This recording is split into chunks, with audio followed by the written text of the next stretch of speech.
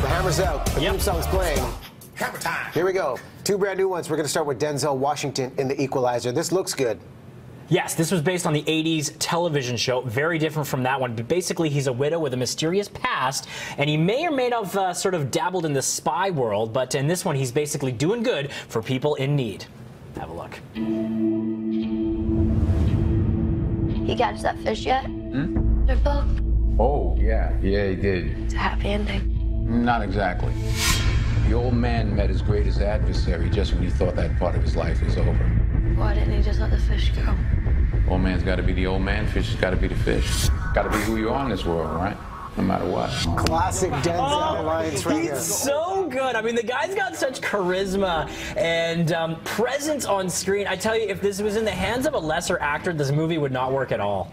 Okay, the anti-hero. We've seen Denzel kind of do this in Training Day, Safe House, Flights. How does he match up with the gritty roles that we know him for in The Equalizer? This is definitely one of his best. I wouldn't put the movie up there with some of his finest roles like Training Day. It doesn't really compare to that one in terms of like an Oscar caliber role, but he just carries it so well. He's so good at doing that brooding, mysterious sort of role, you know, like the man with the dark past.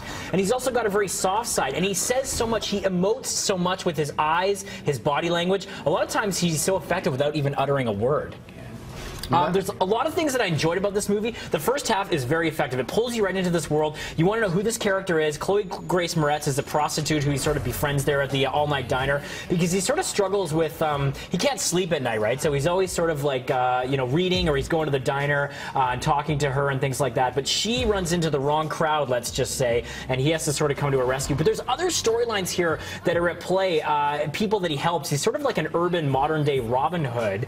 But in the third act of the film, it really kind of falls apart and becomes much more reliant on the stylistic action and violence, and that's where it lost me because it kind of turned into like Home Alone at the end.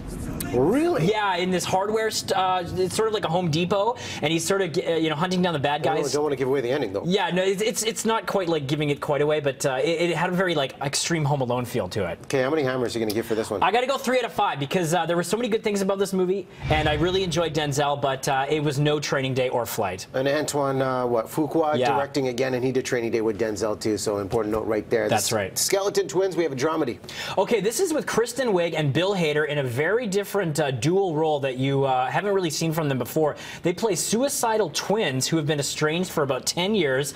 They reconnect in the eastern seaboard of the United States and sort of start spending some time together. This is a very big departure for these two, but the movie deftly balances comedy and drama so well. It takes sensitive subject matter and really sort of you know, does it delicately, but examines it in a very lighthearted but sometimes dramatic way. And it's also got a wonderful cast here and a really fresh original screenplay. So for the SNL alum like Kristen Wiig and Bill Hader, do they rely on the shtick we know them for, or do they really, knowing it's character-driven, give a powerful portrayal of the emotional instability? There's a couple of the hints in the comedic moments where you'll see the SNL shades, you know, where Hader does a little impression or he's doing a song or something like that. But it seems like these two could actually be siblings. They pull it off amazingly, particularly Hader. I was so impressed, and this is his movie where he shines and really shows that he's got some dramatic acting chops. I love this film, one of the best I've seen in a while for just original and sort of just a wonderful look at humanity and emotion. Wow, lay it down, Hammers. 4 out of 5, baby. 4 out of 5. There you go. Okay.